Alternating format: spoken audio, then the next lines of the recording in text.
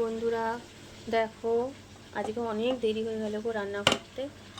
এ দেখো ভাত হয়ে গেছে, আর এই যে ভোলা মাছের মূলো আলু দিয়ে দিয়ে ধনিয়া পাতা দিয়ে ঝাল করেছি, এটা ঝোলের মতন রেখেছি।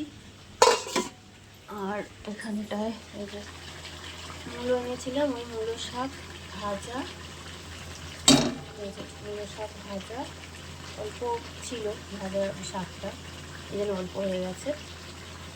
আর এখানে দেখো